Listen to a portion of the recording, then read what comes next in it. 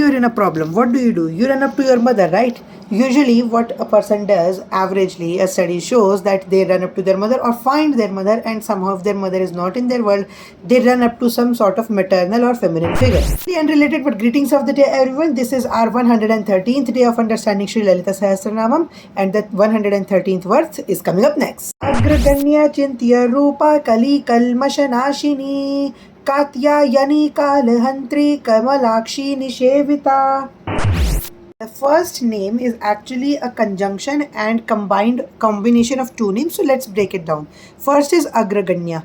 Agraganya means that she is the primordial deity. She is the one who is supposed to be counted first.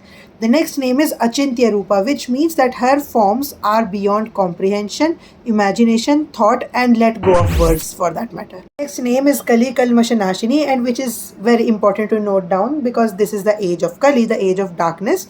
So she is said to be the one who removes the sins, negative thoughts, patterns, bondages, limitations, self-limiting beliefs, and alter egos, which are said to be the effect of Kali Yuga or the effect of living in the age of darkness. Its name is Katyayani. Now Katyayani is the form of Ma Durga. She is worshipped on the 6th day of the Navratris. Out of the Navadurga, she is the 6th one, and she is said to be the daughter of Maharishi Katyayan. He worshipped the Great Mother, and when she appeared before him and asked him to ask for a boon, he said that, "Oh mother, I wish to receive you as my daughter." So she took the form of a little child right then and there, and then he raised her as a mother. It is said in some traditions that she, in the form of Katyayani only, later grew up and killed the demon Mahishasur in some traditions. The next name is Kalahantri, which means that she is the destroyer of time.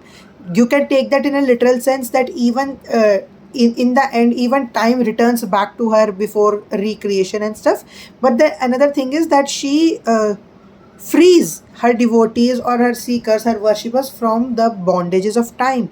They are liberated of time, birth and death. Her name is Kamalakshi Nishevita, which means that she is served and worshipped by Lord Vishnu, who is said to have lotus-like eyes. This is it for our 113th day of understanding Sri Lalita Sahasranamam, everyone.